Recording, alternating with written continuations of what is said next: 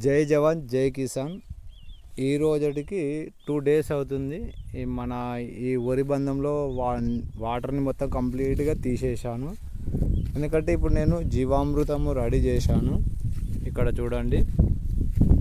అయితే నారు చూడండి, ఈ రోజుకి 20 రోజులు అవుతుంది. 20 నుంచి 25 రోజుల మధ్యలో మనము జీవామృతం వదులుకోవాలి. కాకపోతే ఇక్కడ ఏంటంటే నేను పెట్టిన ఇక్కడ నారు అనేది గ్రోత్ అనేది రావట్లేదు. చూద్దాం, మనం ఇప్పుడు ఈ జీవామృతం ఎప్పుడైతే మనము వదులుతామో దీని తర్వాత ఒక 3 days 4 days తర్వాత చూద్దాము ఏ విధంగా అనేది గ్రోత్ వస్తుంది అనేది. చూడండి, అసలు గ్రోత్ అనేది లేదు. అయితే నేను చేసిన మిస్టేక్ ఏంటంటే చలికాలంలో మొలక జల్లడం అనేది చాలా మిస్టేక్ చేశాను.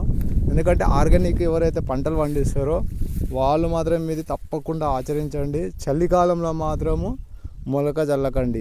ఎందుకంటే ఆ టైంలో మనం ఏంటంటే యూరియా కానీ డిఏపి కానీ ఏది వాడడం కాబట్టి గ్రోత్ అనేది రాక ఆ చలికి అనేది ఏదైతే మన వరి అనేది ఉంది కదా ఎదుగుదల రాదు. ఇక్కడ చూడండి, ఇప్పుడే నేను మోటార్ స్టార్ట్ చేశాను. ఇక్కడ చూడండి, ఇక వాటర్ వదిలాను.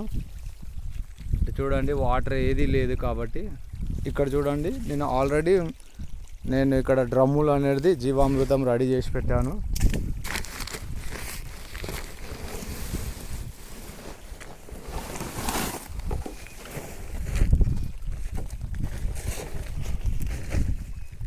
చూడండి, జీవామృతం నేను రెడీ చేసి పెట్టాను. అయితే మనము గత వీడియోలో ఆల్రెడీ క్లియర్గా ఎక్స్ప్లెయిన్ చేశాను. జీవామృతము తయారు చేసేటప్పుడు 3 days నుంచి 4 days కానీ 5 days కానీ స్టోరేజ్ చేసి మనం వాటర్లో వదులుకోవాలి.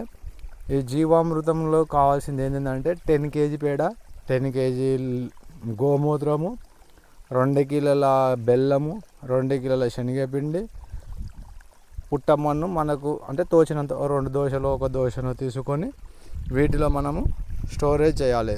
3 రోజుల నుంచి 5 రోజుల వరకు స్టోరేజ్ చేసి మీకు ఇప్పుడు చూపిస్తాను ఈ జీవామృతాన్ని ఏ విధంగా వదలాలి అనేది.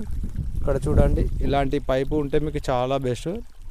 మనం ఈ పైపు త్రూ మనం ఈ వాటర్లో వదిలేస్తే ఆటోమేటిక్గా మనకు ఈ వరికి అనేది ఏ మోతాదులో కావాలి జీవామృతం అనేది ప్రతి మొక్కకు అందుతుంది.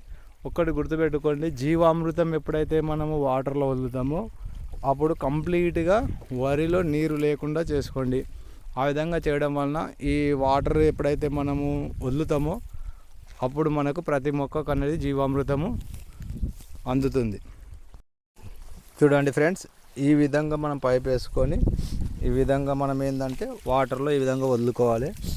చూడండి, ఈ విధంగా మనం జీవామృతం వదులుకుంటే మనం ప్రతి మొక్కకు అనేది ఆటోమేటిక్గా వెళ్తుంది. చూడండి, ఈ వాటర్లో వదిలాను కదా, ఇట్లా చూడండి ఏ విధంగా వెళ్తుంది.